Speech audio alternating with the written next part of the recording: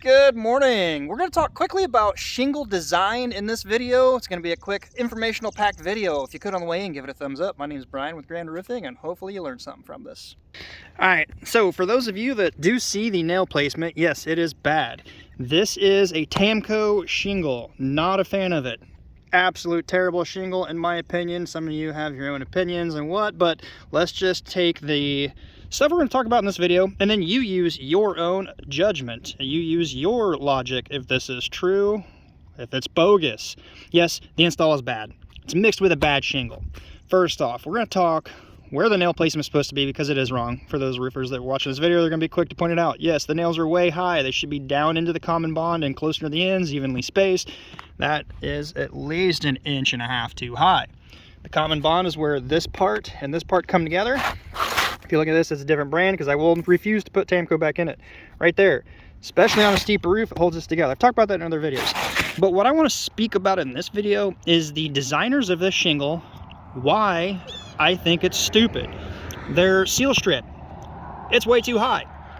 Alright, leverage. There was some great guy years ago that talked about leverage. Give me a lever long enough and I can move the world. Well, I mean, when you're pinning a shingle down, even if it's in the common bond, why have your seal strip up so high here? Let me zoom in just a tad.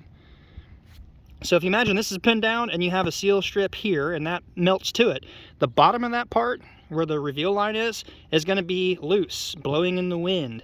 And you got leverage picking away at that seal strip, eventually blowing it out.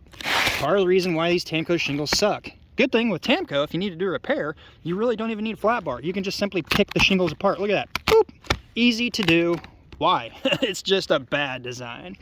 Alright, so new shingles. Let's look and compare other brands. I shouldn't even say new. Other brands. Look at the seal strip. Look where it is. Right down at the bottom here, reducing that leverage. So if you nail here, you pin it there, and it sticks there, that shingle is fastened to the roof like it needs to be. Doesn't have that leverage tugging away at this.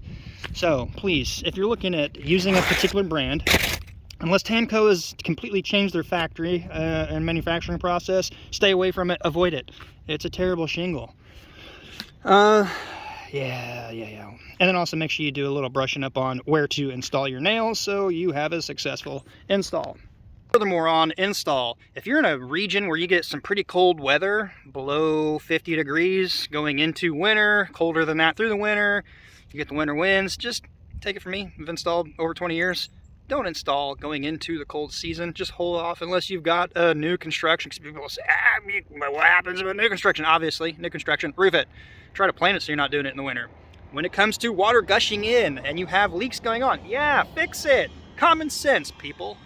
Some of the comments I read is just like, whatever. Doesn't bother me.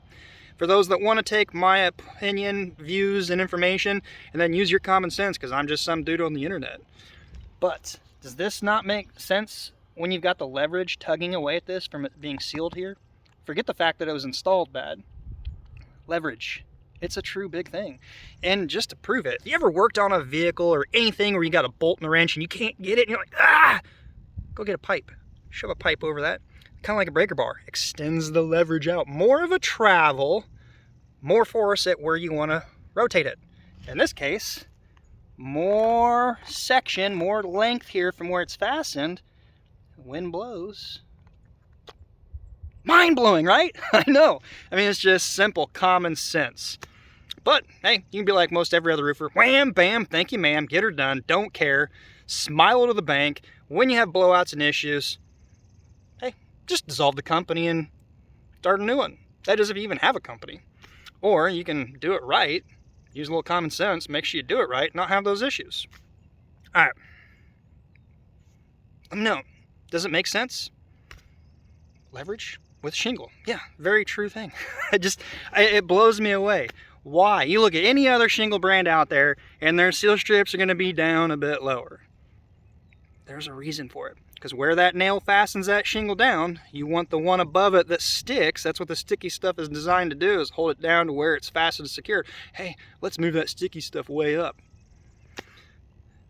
There's something called job security where things happen in the industry and they call you back. Maybe Tamko's thinking, if we just have blow-offs and roofs get destroyed, we get more business. Or, you get common sense, and you realize that's a crappy shingle. All right. Until next time, be safe. We'll see you then.